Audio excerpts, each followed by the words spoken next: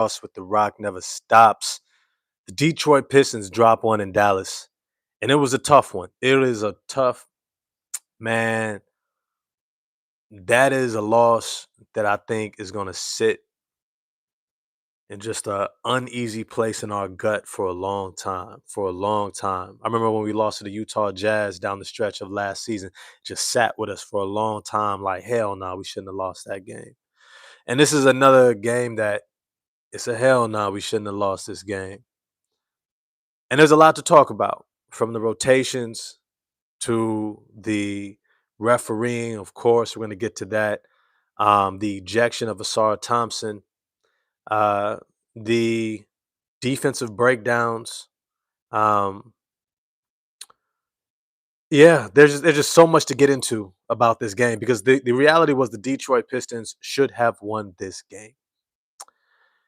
And a thought came to mind for me, but it is a rare feat to be able to combine being a tough team and a great team.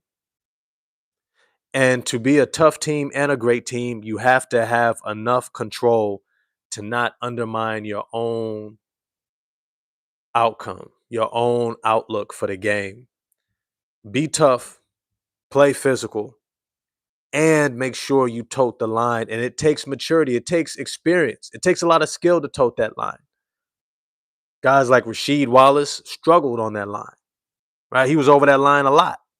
The league didn't have a lot of breath for him, right?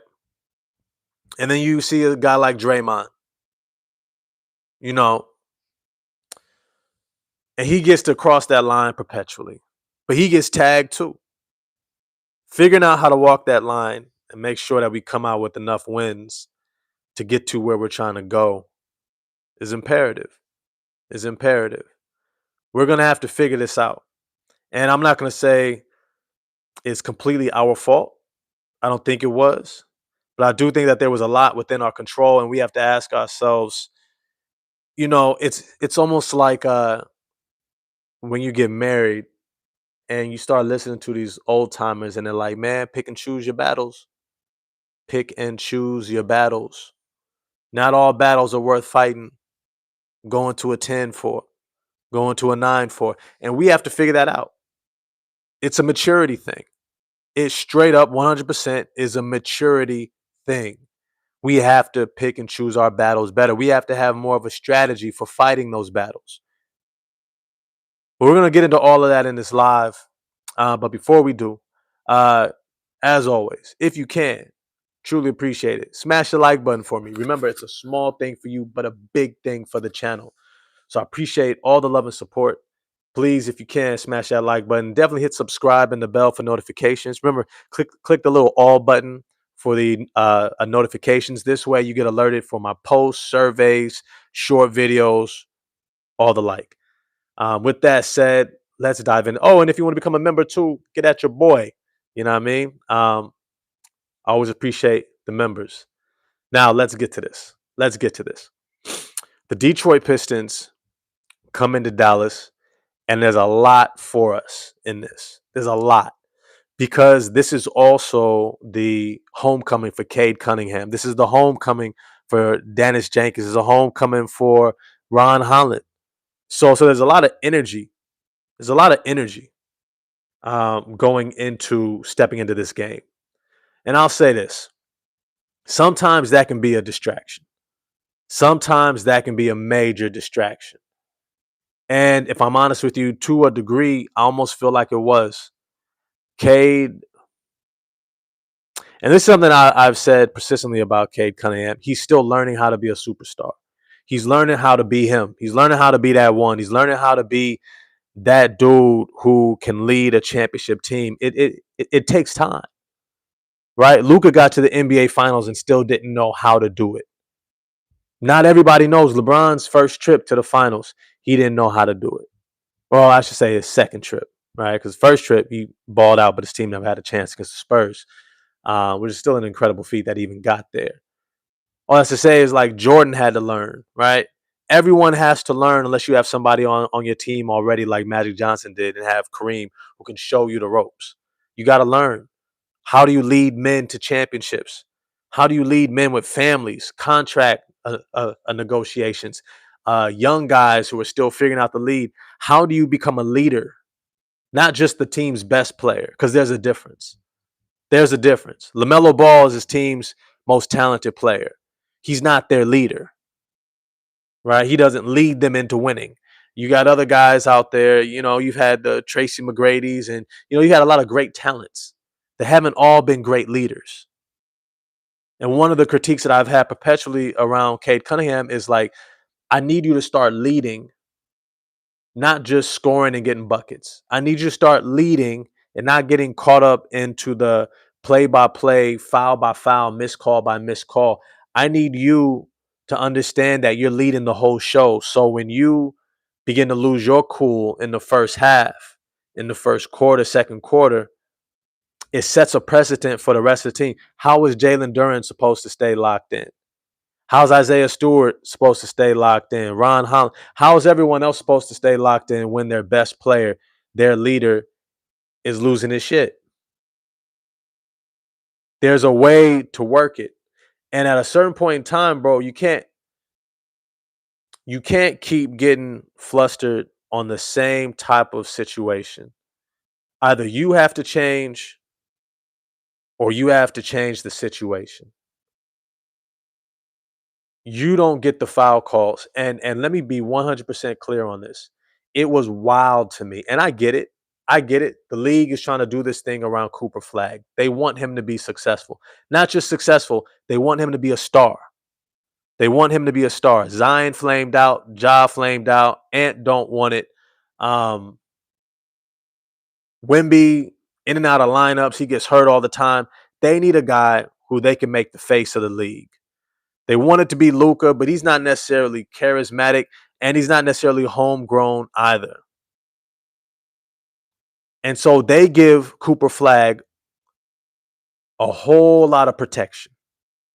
A whole lot of protection. Outside of that, probably missed foul call down the stretch, but they're not going to give that to you in the last minute of a game.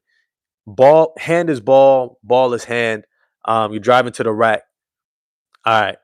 But throughout that game, I'm watching Cooper Flagg get protected by the referees in ways that, honestly, I'm like, damn, why doesn't Cade get this level of protection? Why doesn't Cade get this level of recognition in terms of hand checking, right? Body bumping, guys riding him.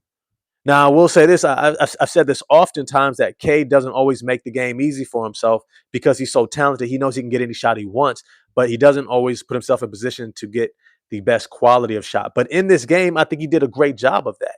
But I will say this. In the battle between superstars, Cade Cunningham was supposed to come in and set the tone, and he didn't.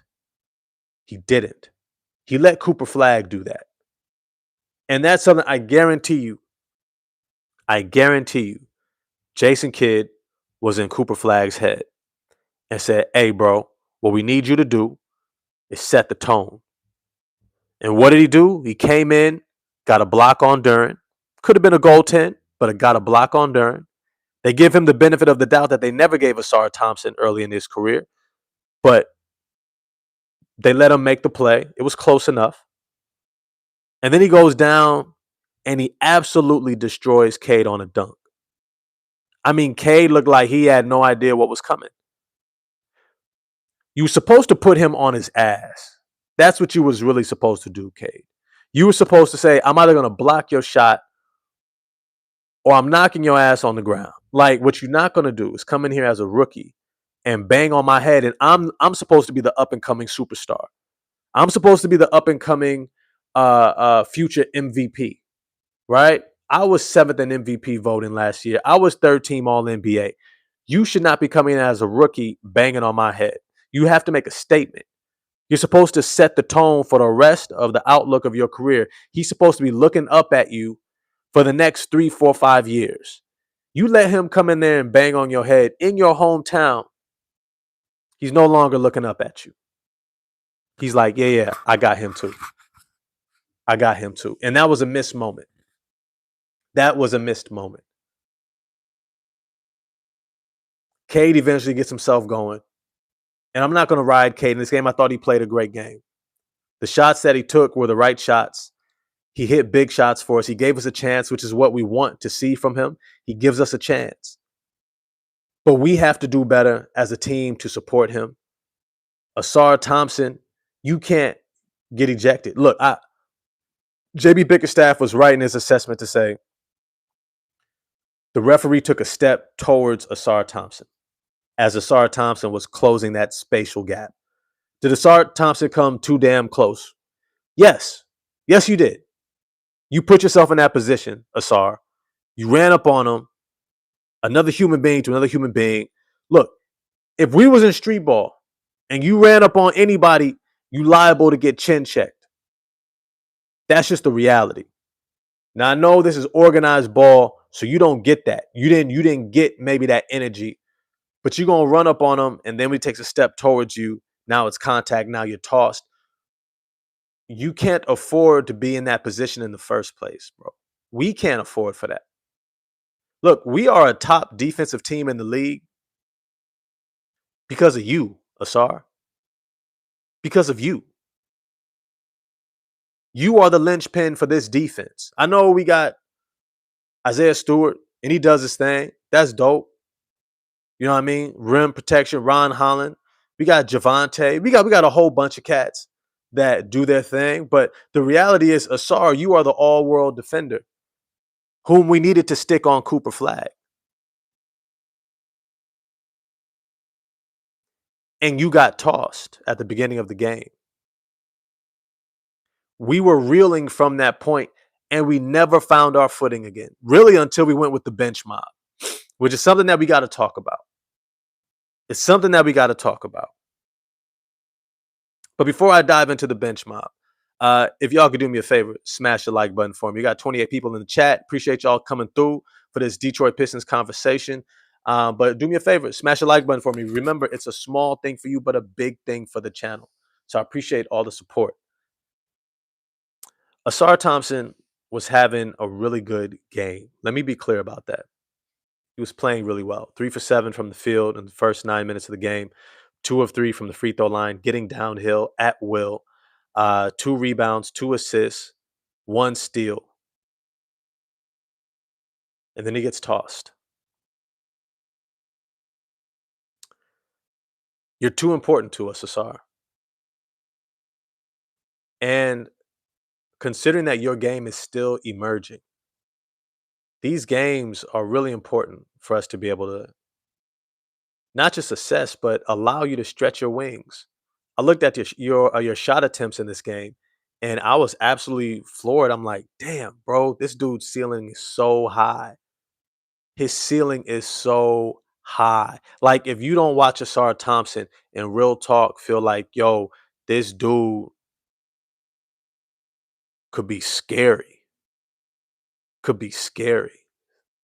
6'8", 7 foot plus wingspan, 38-inch vertical, probably one of the best athletes, 1% athletes in the NBA. But his feel for the game, his awareness of where to be, the plays that he can make on both ends of the court is absolutely astounding. There's really no other player outside of his brother who you can really compare him to. And yet his brother is far smaller, closer to 6'5", and change. Good wingspan, great athleticism still, but also a lot lighter. Asar Thompson is about 230 pounds, so he can guard up and down the line from 1 through 5. We needed him in this game. In case y'all didn't realize, we are a middle-of-the-pack rebounding team. Top 2 defensive team, middle-of-the-pack rebounding team. It's an all-hands-on-deck because we still got guys that struggle to box out. So as a result, we're still figuring out how to clean up the board and get that possession once we get the stop. All this to say is that, Asar, you were sorely missed. You owe us one, bro. You owe us one.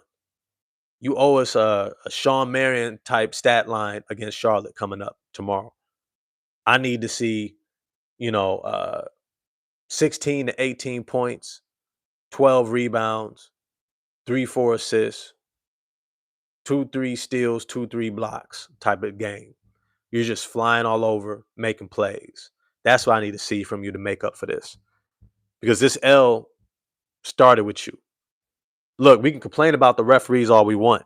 Have you not been getting ref this way? Cade, have you not been getting ref this way? Have you not? Have you not? Have you not? JB Bickerstaff should be sending tapes into the league office for all the hand checking and the way defenders ride Cade, grab Cade, push Cade, do all the physical stuff that they would never allow against any other star player. Send the videos, send them in. But you have to be able to maintain focus. And the thing that I've always said is that when Cade loses focus, he becomes heliocentric and he begins to lose focus on defense. When he gets frustrated, when Cade gets frustrated, he stops playing D. Not entirely, but his defense plummets. His defense plummets.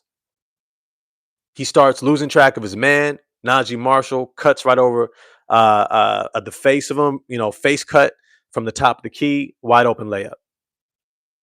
Cade didn't even move his feet. When Cade gets frustrated, all of a sudden now he wants to run every possession. He's shooting almost every time.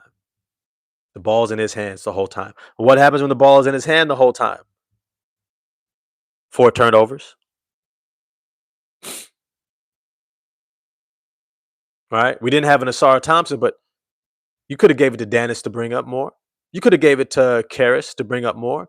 Conserve your energy so you can play defense. You can secure those rebounds. You can do some of the other things that we need you to do.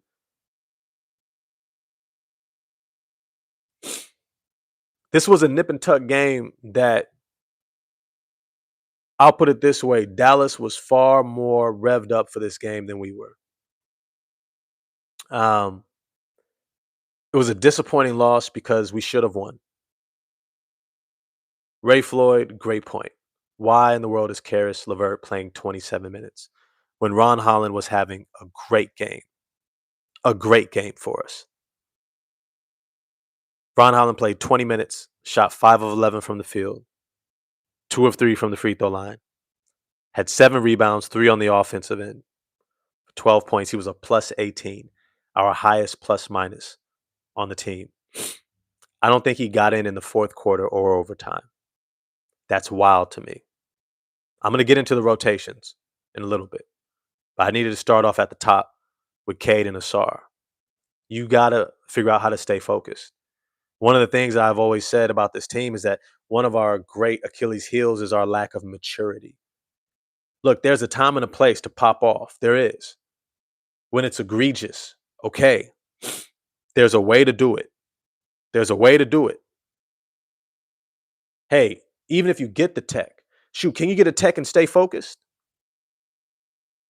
Can you get a tech and stay locked in? Can you yell at the referee, get a technical foul, and still make sure you're making your defensive rotations? Still make sure you're staying within the scheme and allowing your teammates to help co-facilitate the offense. Like, if you can't stay focused and deal with these referees, then I'd rather you choose stay focused and let it the fuck go. Like, let's be clear. Let it the fuck go if you can't stay focused. Because at some point, you're just hurting the team. You're just hurting the team. That's the reality. You're hurting us. We needed you to keep Duren involved in that second half. Figure out ways to keep him in the game. Now, there's some play calling stuff. JB, for the most part, does a good job with this play calling. The only critique that I would have for JB at the end of this game is like, you got to figure out how to get certain guys going and make sure that certain guys are closing out the game for us, and always bet on defense to close out games. Always, always, always, always bet on our defense to close out games. Ron Holland should have been in instead of Karras LeVert to close out the game. Being able to make defensive plays has always been our calling card for closing out close games. Always. Always. JB, Ron Holland should have been in instead of Karras LeVert. If it can't be Asar Thompson, it should have been Ron Holland. I appreciate you having Javonte Green in there to help us close out. He's what gave us a chance. And Javonte Green, Honestly, he makes play after play after play after play after play. That's all he does is make plays, big plays, rebounds, loose balls, transitions, steals, deflections.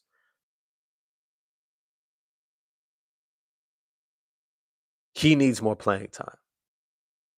And I know it's tough. I'm not going to act like it's an easy thing to make these rotations work. It's not. But Karis LeVert getting 27 minutes was wild. He was not playing that well to deserve 27 minutes. Ron Holland's defensive versatility would have been far more apropos for this team's lineup than Karis LeVert. Not saying Karis LeVert is no good, like he wasn't playing his ass off for us. He was. But his capability is still limited. He's still figuring it out.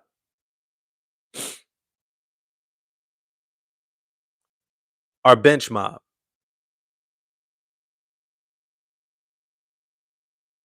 Our bench mob. Shout out to the bench mob. Dennis Jenkins, Javonte Green. I even think Marcus Sasser was in there during that stretch. Isaiah Stewart, Ron Holland. Our bench mob came to the rescue. If our defensive bench mob does not come into the game, no, I'm sorry, it was Paul Reed before Isaiah Stewart. I don't think we get back into this game. We were not locked in. We were getting outplayed. Cooper Flagg and the Dallas Mavericks came to play. They came to make a statement. Remember, they're a defensive-minded team who hopes to produce just good enough offense. Just enough offense. Ironically, they're structured a lot like us. We just have better offensive talent. But they're a defensive-minded team that relies on their defense, and then they hope to get enough offense.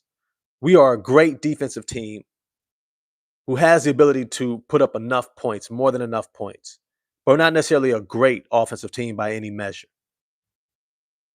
We rely on our defense as well. Dallas just seemed to be bought in and locked in from the jump. We're going to defend the hell out of the ball.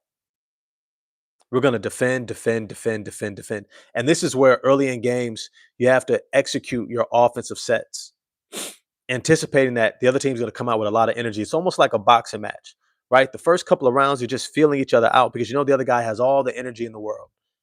Yeah, all the energy in the world. Pop, pop, pop, in, out. Pop, pop, pop, pop, pop, pop, pop. Okay, I got a dunk. I got a transition. Okay. I'm grabbing all the rebounds, diving on the floor. Okay, eventually you're going to slow down.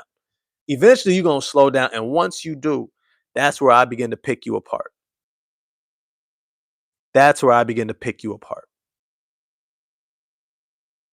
We didn't do that in this game. We did not do that in this game. We did not slow ourselves down to put ourselves in a position to take control of this game. And our bench mob was a godsend. Led by Dennis Jenkins, Paul Reed, Ron Holland, Javonte Green, Marcus Sasser even got in there. Isaiah Stewart got in there. But they led the comeback. Unfortunately, when the starters got back in there, they did not bring us home. Now, of course, you didn't have Asar Thompson, which for me meant that Ron Holland should have gotten more playing time. But he didn't. And a part of what was disappointed, Dennis Jenkins got a lot of minutes in this game. And he deserved it. He played his ass off for us. 20 minutes in this game, 4 of 8 from the field, 1 of 3 from the three-point line, 2 of 2 from the free throw line. Had 3 rebounds. 4 rebounds, only 1 assist, and 1 steal. His assist was a thing of beauty, catching Ron Holland on the back door, laced a dime around Anthony Davis for a wide open 2. Dennis Jenkins deserved his minutes. We are going to have to get to a point where we decide who we are going to be as a team. I know we think that we know who we are. I think we do know who we are, but the decision, is more so when it comes to these veterans. Duncan Robinson, Karis LeVert, and then you have Javonte Green. Karis LeVert and Duncan Robinson, their main contribution is on offense. If they got it going, okay. But their defense is such that if their offense is not rolling, oh, they're hurting us. They're hurting us. And the reality was in this game, they hurt us a lot. Certain plays they just couldn't make. Staying in front of certain guys they just couldn't do collectively. And we got to look at Javonte Green only getting, well, he did get 18 minutes in this game. He got 18 minutes in this game. But if I got to choose between Ron Holland, Javonte Green, or Dennis Jenkins, or Duncan Robinson and Karis LeVert, I think I'm going with the former. I'm going with the former. I'm going with the guys who defend in a way that allows us to maintain our identity. And this is what it is perpetually about at times between me and JB, where when JB Bickerstaff first came on last season, I kept saying Asar Thompson needs to close out games. We can't just rely on scoring to try to close out a game. You have to rely on stops, and those stops turning into transition opportunities, and those transition opportunities turning into easy offense. In this game, we went offensive. We tried to balance it out with Javonte Green in the lineup and Dennis Jenkins, Cade Cunningham, Jalen Duren, and Isaiah Stewart at times. And I'm going to get to Duren. Because Duren, I'm not going to say you laid an egg. But defensively, you were horrendous. You were horrendous on defense. And I watched. I went back and watched it. Wanted to make sure that I saw it play by play, what was happening. You were losing track of communication between pick and roll, failing to help off of Anthony Davis. Remember, we're not worried about Anthony Davis's three-point shooting. Is he having a lights out year? Is he Lauri Markkanen? Is he Miles Turner? No.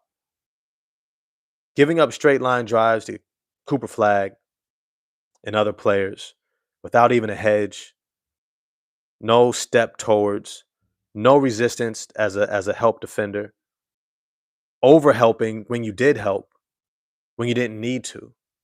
And now there's an easy dump off to your man behind you. There were just so many plays that I was like, Duren, I need you to start seeing the game better. And this is what I've said for a while now, that Asar Thompson unlocked Jalen Duren's defense because he covers so much on the perimeter that he allows Duren that extra second to make the correct read and be in position. Without Asar Thompson, those straight line drives, Duren was just too slow to process the play and get into position. Lack of communication on covering the three-point line, switches.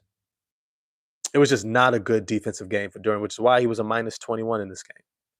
Despite his 17 points, 13 rebounds. I often say if Duren plays 30 minutes or more, he should have a double-double. I did appreciate seeing the jump shot from Jalen Duren. He shot 2 jump shots in this game, maybe even 3. Maybe there was a third. But I would say for sure 2 jump shots, which is great to see. I keep telling y'all, when I look at Jalen Duren, I see old school Karl Malone. If you go back and watch Karl Malone and his offense, especially like in the second half of his career with that little soft touch, that little jump shot, mid-range jump shot was a thing of beauty. It was an absolute thing of beauty. I think as Duren unlocks that, he's going to be monstrous for us. The reality is in this game, he played against a great defensive front court between PJ Washington, Anthony Davis, and Daniel Gafford. They held it down. They did not make anything easy on Isaiah Stewart and Jalen Duren. But our defensive rotations are things that you can control more of. And our lack of being in position, it hurt us. Now, if I'm honest, I can say that I'm nitpicking, but these are all things that we've talked about before. These are all things that I've talked about before. None of this is new. I do want to add this. I do want to add this. PJ Washington looked good. He looked real good. He looked like a Piston. He could hoop. His physicality, his toughness, his rotations, his um, playing like a dog, trying to make all the plays, put back dunks, rebounds, block shots, moving his feet on defense, playing physical. He's somebody that I would empty more of our shelf for. I'm not talking about giving up any of our core. But next offseason, Dallas, I know you need the roster space. You're probably not going to get rid of Anthony Davis anytime soon. What's up with PJ? What's up with PJ Washington? He's somebody who's definitely on my radar. I almost forgot to mention Jaden Ivey. We have to talk about Jaden Ivey. Jaden Ivey, in my opinion, should have gotten those Karis LeVert minutes in that fourth quarter in overtime. Jaden Ivey has that takeover gene. He has that something. He has that it. He has that seize the moment. And he has the talent to back it up. His ability to get into the paint and make plays, his ability to collapse the defense, his ability to get out in transition, his ability to use that athleticism to begin to bend the defense and make plays for himself and others is by far leaps and bounds beyond Karis LeVert. And in this game, the past couple of games, honestly, Ivy has been doing his thing.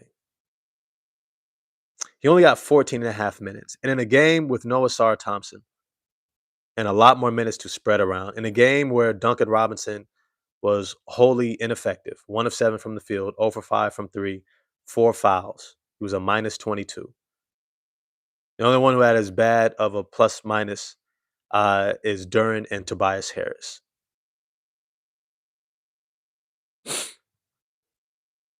Ivy should have got more playing time. He was playing well for us on defense too. On defense too. He was locked in. He was in position. He was making plays. I'd rather have Ivy closing out a game than Karis LeVert.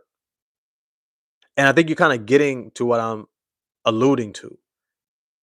I get that we want to play our veterans. I get that they bring this balance to our team, this experience to our team.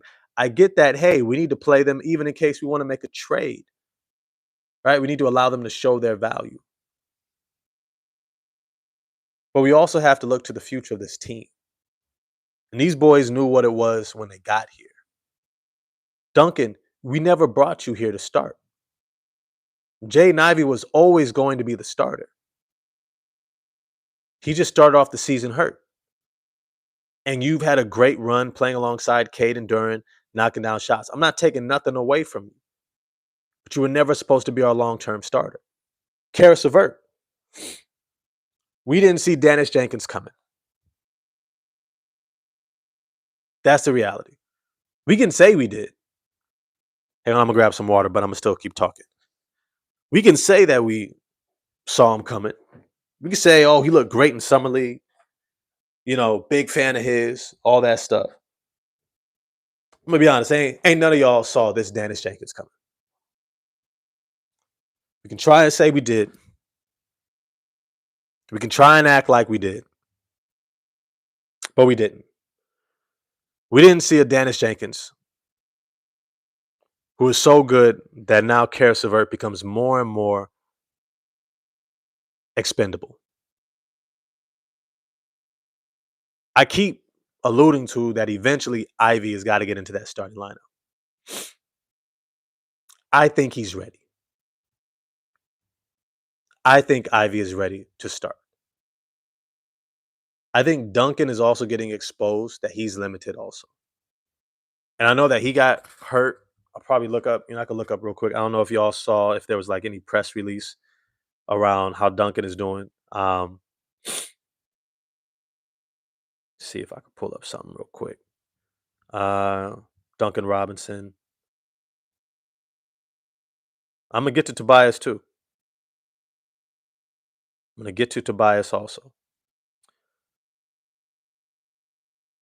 Duncan Robinson injury with a leg injury.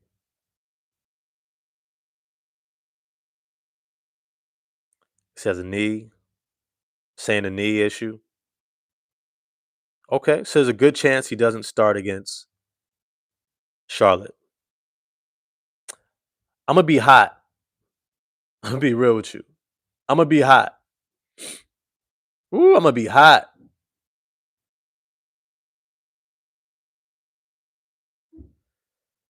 If Jaden Ivey doesn't start. And I'm gonna be even more upset if Karis LeVert is put in the starting lineup. Look, this loyalty to veterans cannot supersede where this team is trying to get to. I've always said there are many paths to success. Many paths. And I respect JB Bickerstaff enough to say, even if I don't get it, even if I don't get it,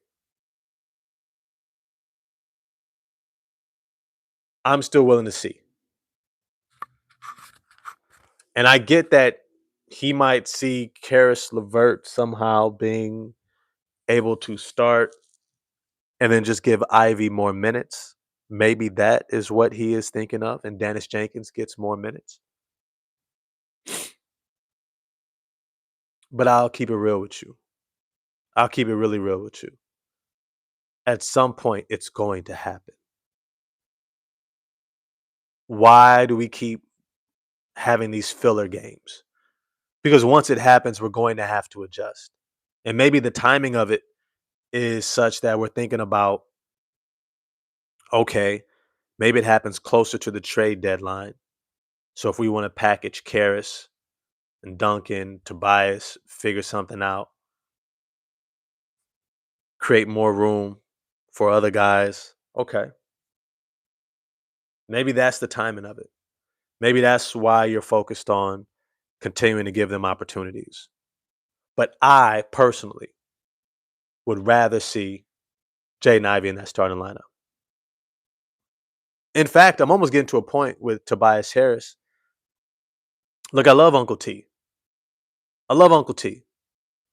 Yo, big fan. But you were outmatched in this game. You just were. You were outmatched. You couldn't stay in front of Coop. Couldn't keep the other bigs out the paint, out the lane. You didn't have the impact on the game that we needed. Let me open my water bottle.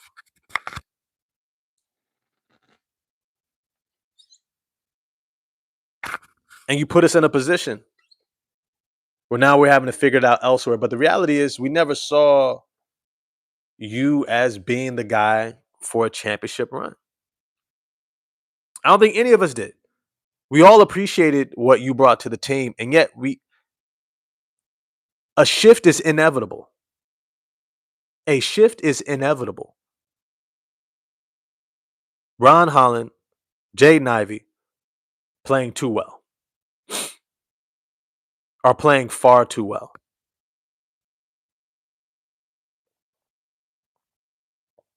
Now maybe JB Bickerstaff is thinking, hey, you know what? Let's get closer to the trade deadline. Let's get into the new year. And that's when we'll make the transition. The reality is, at this point, I could see Ron Holland or Isaiah Stewart taking Tobias Harris's minutes in that starting lineup. I can see either of them.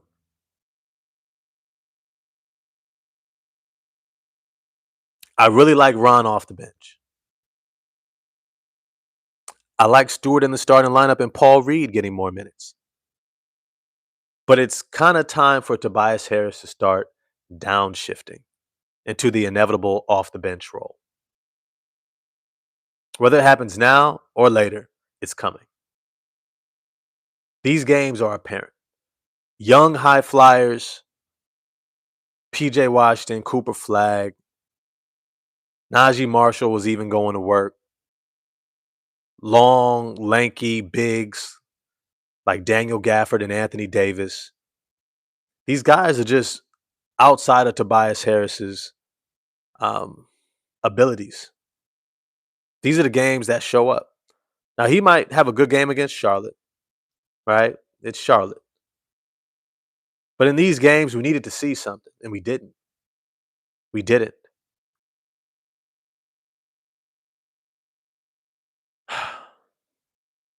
If I could be honest with you, if I could be honest with you, this is one game. So I don't want to fly off the deep end. I'm not going to over exaggerate and act like, oh, the world is falling. Look, we're 21-6, 21-6. Still the number one seed in the Eastern Conference. Um, but these are the losses that remind us. And I think that there was a stat that showed that we had the most uh, close games, single digit win games of any team in the NBA. I think they shared that statistic at the bottom throughout the game. All that's to say is that we've been closing out close games. We've been in positions to have to figure it out. That it could have swung either direction for a lot of those games. But we just had the better closer. We had the better defenders. We made the plays because we're that talented. But let's not pretend like we don't have a lot that we have to work out. Like there's not a lot that we need to fix. Like there's not a lot that we need to shore up. Our defense is not as sound as the rating might express or show. Our offense is still middling. Our rebound rate, that's rough. Middle of the pack, 14, 15, 16 in the NBA. We gotta make some changes. I don't want to over exaggerate. It's one game. We will have an opportunity to right the ship against Charlotte. Our upcoming schedule.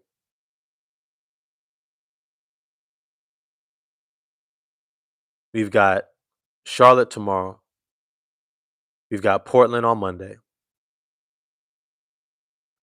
We've got Sacramento on a back-to-back after Portland. Then we got a little break, about two days off. And then we got the Jazz and the Clippers. These are all games we should win. All before we got the Lakers on the 30th to close out the year. The Clippers, the Jazz, the Kings, Trailblazers, the Hornets. These are all games that we should win. But we are going to have to mature. We are going to have to remember how to stay together, how to play for one another, how to weather the storms. You know, I often say hard times tell you a lot about people. It's all good when it's all good. But when it's stress, when you're in the heat of it, a lot of people get unmasked. A lot of people get exposed. we don't necessarily do the best in the heat of it. And we're going to have to learn how to manage that because many times we're the ones bringing the heat in the best way. But then how teams try to counter that is they try to get under our skin. They try to get away with as much as they can to try to get us flustered. And the reality is, it works. It works to get us flustered. We went into overtime. You look at the free throws from those technicals. You look at the missed defensive rotations. You look at the turnovers. These things add up. I'm not saying we got to be perfect. No one has ever had to be perfect to be great. But OKC is setting one hell of a bar. OKC is setting one hell of a bar. The way we need to learn how to execute is going to take some maturity. We have too much to work on to be so hyper focused on the refs. We have way too much to work on. We have so much potential. Sometimes I think we forget. We forget where we're headed. We forget, hey, we got other things going. We've got other things going on. We're not stuck. We're not stuck in this. This isn't where we're at trying to beat Dallas. Oh my God, make and break our season if we beat Dallas or not. No, that ain't where we at. We trying to make a run, bro. We trying to make a run in the playoffs. We're expected to make a run in the playoffs. I keep saying our window might be right now for a championship. We could get out of the Eastern Conference right now with this roster. That's our potential. That's supposed to be our outlook. That is supposed to be what we're leaning towards, that we're looking at. Not here focused on the calls that aren't getting called, that they ain't been making that call for the last 2-3 years, Cade. Asar, have you forgotten the playoff series against Jalen Brunson and the Knicks? We weren't getting the benefit of the doubt then. We can't keep crying over the same spilled milk, bro. How about we focus on the things that we can control? Be physical, tote the line, as JB says. I'm here for all of it, but it can't cause you to lose focus. That has to be where we are centered on, where we are headed. JB, okay, he's taking his time to make the roster adjustments. I would love to see Ivy in the starting lineup already. I get it. This might be the moment with Duncan Robinson down.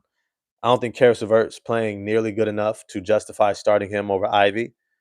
But if that's what he chooses to do, I'll rock with JB. I mean, we are 21-6 after all, number one seed in the East. He's doing something right. 44-win season after a 14-win, right? He's doing something right. So I'll give him the benefit of the doubt. But when I still look at this team, there's so much for us to keep growing toward. We're probably at 30 to 40% of what this team's potential is. Eventually, Ivy gets into the starting lineup. And then now we have that number two in place. We have that real number two. The guy who says, oh, Cade's not getting it going, and the other team is attempting to. Nah. Give me the ball. Give me the ball. Get out the way. I got this. That's what Ivy does for us when Cade has a slow start to the game. Ivy is a guy who has that gravity, who has that energy, who's just like, I got us. At any moment, all you gotta do is just glance this way. I'm on. I stay on. I was watching this interview with Kenyon Martin. I forget the show he was on. Oh, with what's his name? The football players. I forget the name of their podcast, but they got a good podcast. They got some great interviews. It's like three NFL football players, and they were interviewing Kenyon Martin. He's like, "Bruh, man," he said, "the moment I lace up my shoes and step on that court, he's like, I black out. He's like, I start at a 10 the entire time. He's like, I don't check back in until I'm in the locker room, with my back to my teammates undressing. He's like, that's when I get back to the reality of things. I stay on a 10. Jaden Ivey's one of those players that stays on a 10. And we need that. We need that energy. Next to Cade, next to Duran, especially with Tobias. I love Uncle T. I really do. Um, but he didn't show up in this game. Duncan did not show up in this game. We've got some maturing to do. We've got some lineups to figure out. I would say that we have privilege problems. We have privilege problems that we are so good and so deep that we got to figure out how to get minutes to all the guys. And that's extremely difficult. It's a, but it is an enviable position to have so much talent, right? Like we were behind, couldn't find our footing. We throw in a bench unit, right? The end of the bench. Paul Reed got in. Marcus Sasser got in. Dennis Jenkins, Javante Green, Ron Holland, and they come storming back, right? Like, if you can do that with the end of your bench, guys, it says something. I personally believe those guys need to be a regular rotation, and I'll take them over Karis LeVert and Duncan Robinson. I'll sacrifice some shooting to maintain great defense, transition, rebounding, um, and give other guys the opportunities to step into those roles.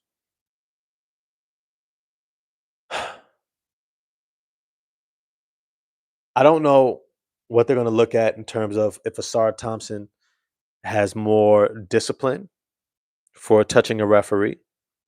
I don't know. If this was David Stern, he'd throw him in jail. Um,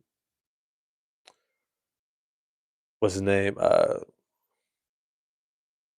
Adam Silver tends to be a little bit more lenient. And I'm glad JB Bickerstaff pointed out immediately, like, hey, yo, he took a step towards my guy. Yeah, my guy was going towards him, but he didn't move away from the smoke. He stepped towards the smoke. And then when there was initiated contact, then he blames my player. This game is supposed to be about the players in the game, not the referees. And that referee, this was a badly refereed game. And yet at the same time, we're going to have to figure out how to move past it. You can't keep getting caught up by bad refereeing, getting into our heads, getting technicals, getting tossed out of games, whether it's Isaiah Stewart, now Asar Thompson, Ron Holland, Cade Cunningham, Jalen Durant, right? All this crying over fouls. Like, yo, we got to figure out a way to walk this line or at least stay focused. At least stay focused. Sorry, you want to run up on the ref? All right, just keep a foot so you can't accidentally make contact. Just keep 2 feet. You couldn't run up on him. You're the most athletic, agile player in the world. You can't run up on him and stop 24 inches before you get there and make the same point. Yell at him the same way. Not get thrown out. We've got things that we're figuring out and working out. This team has got to grow up some, mature, learn how to tote the line, learn how to navigate these emotions, this kind of roller coaster of feelings, frustrations. It is what it is. You want your respect, go out and get it. Go out and get it. Keep beating these motherfuckers. That's how you get your respect. Don't just sit here and cry to the refs every single time. Not every single time. Go out there and you set the tone and dunk on them. Let's go execute. Let's move that ball around, swinging. Because the reality was the ball was sticking. Cade Cunningham was bringing up the ball almost the entire game, nonstop. Didn't have the legs for defense, turning the ball over. He made some shots. He kept us in the game, and we came up short. We've seen that recipe too many times.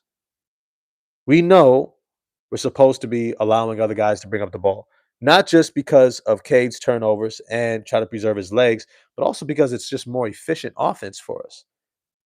When Cade is coming to the ball, he can catch the ball in his sweet spot, right around the free throw line, get everyone involved, collapse the defense from a position where he can see the whole thing.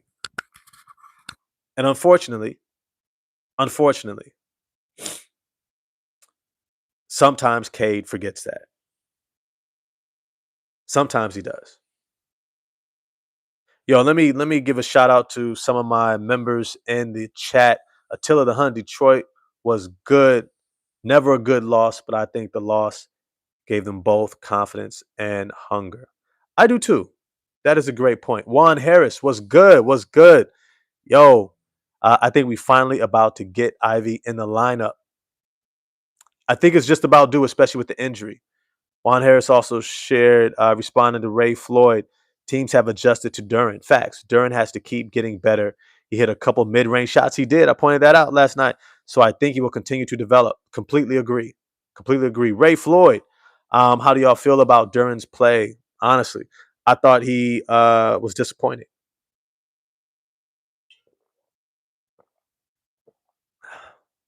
More on defense than offense. Duran's defense was horrendous. His offense, I'm cool with it. He played a really good defensive front court. He shot 8 of 20. I appreciate the 20 shot attempts. I really do, especially because he was taking that jump shot more. I think he took a lot of pressure off of our guys, being willing to shoot that shot, being willing to be aggressive offensively. Matter of fact, I don't even know when the last time Jalen Duren shot 20 times. This might be his highest shot output attempt for his career.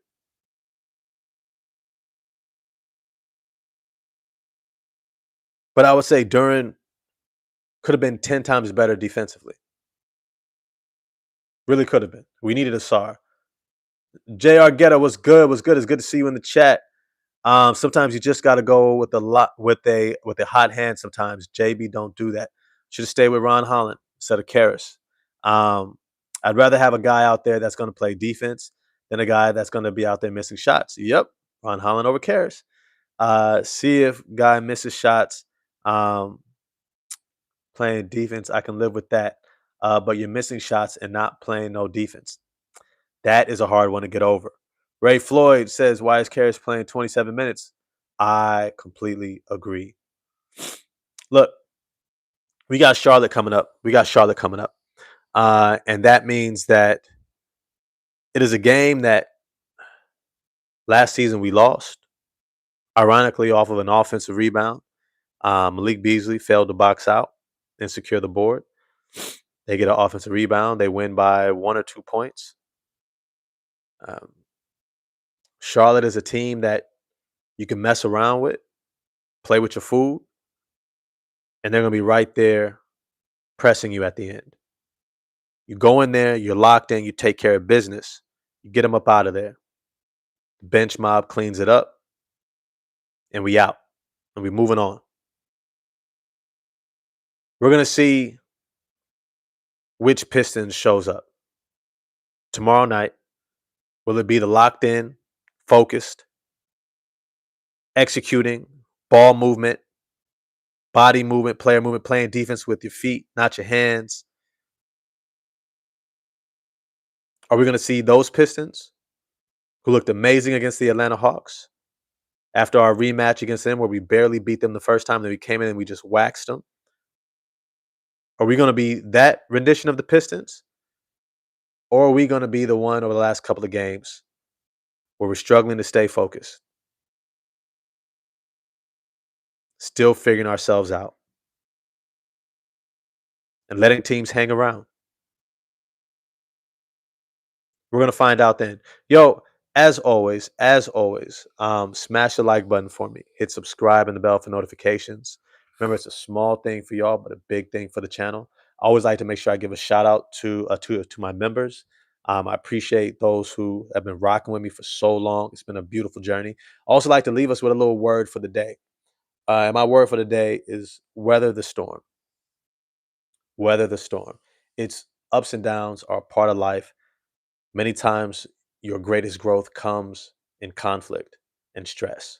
None of us learn how to grow without stress. None of us get stronger without stress and conflict. It's a part of it, it's par for the course. So don't judge it when it comes. It may not feel good. Okay, take your breaths. Woosah, take a walk, drink some water, call a friend, take care of yourself, but embrace the journey, weather the storm, and know that it only means you getting stronger on the back end. Our Pistons, they're going to have to do that as well. They keep letting teams hang around. These teams continue to show that they're going to push us. They're going to push us. We have to continue to learn, and that's a part of it. Until you get pushed, you're not aware of where you have to learn and grow. So now we're aware. We got Charlotte tomorrow night. Um, I'm hoping that we come in locked in, that we learn. Asar Thompson owes us one for getting thrown out of this game. Because if he doesn't get thrown out, we win this game. Period. Period.